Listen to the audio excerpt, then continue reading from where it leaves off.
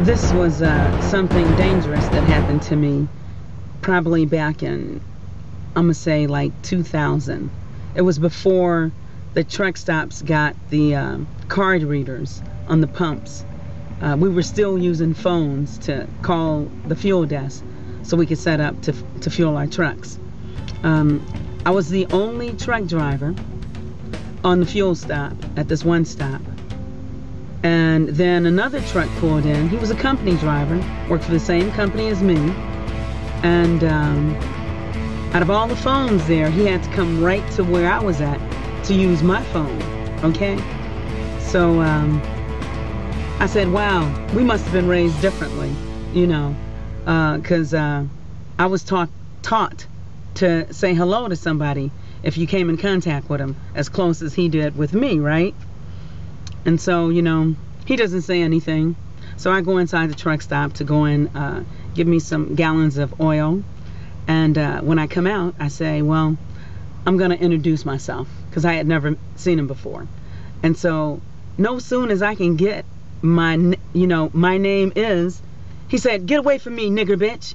Nigger bitch, get away from me. And then he swung and he hit my forearm, okay? I was just too through. I went and called the company. Short story, long story short, what happened was we had to go in to see the owner. He got some weeks off from work.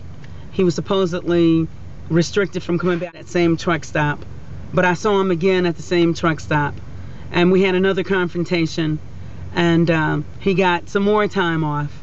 In the meantime, in between time, I should have called the police, but I didn't. But some of the brothers, I told them about what had happened, and then they all, you know, surrounded him and were talking with him. And then so when I came up, then he said to me, he apologized, and he wanted to shake my hand. I shook his hand, but I shouldn't have shook his hand. And so then a couple of days later, some of the other, another driver, sort of roughed him up a little bit. He calls the police, right?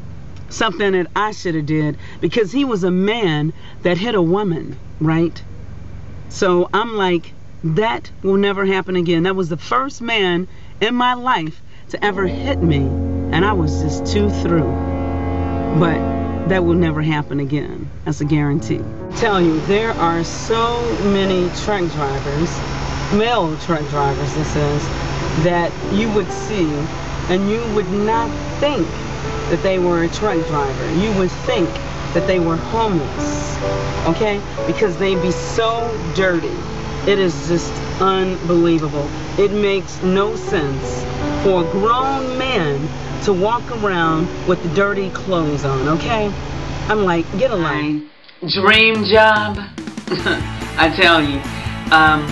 I've built 2 custom computers, and I love stuff with computers. I'm a techie, you know, and I like troubleshooting, repairing, you know, computers, and doing videography stuff. So that would be my dream job. And yes, we still do use the CB out here on the road.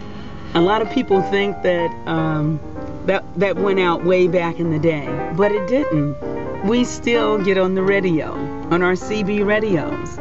We have handles, we talk, you know, just like the movie back in the day, you know. We still do that.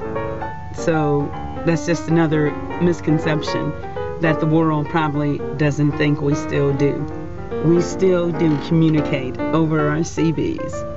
And my handle is Black Beauty, because I'm strong like a horse. The most memorable thing that has ever happened to me out here on the road is when I met Jennifer Hudson. I was picking up a load one day at a place where a gym was above it, and she was coming out of the gym, and I said, Miss American Idol. And she said, how did you know I was here? I said, I'm picking up a load here, I'm a trucker, you know.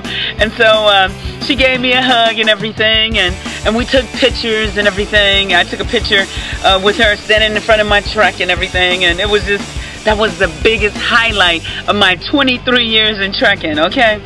I've had other things, but nothing compares to meeting Jennifer Hudson. It was the same year that she made the movie Dreamgirls, and I went to see Dreamgirls on Christmas Day in 2005, okay? It was really great, no doubt about it.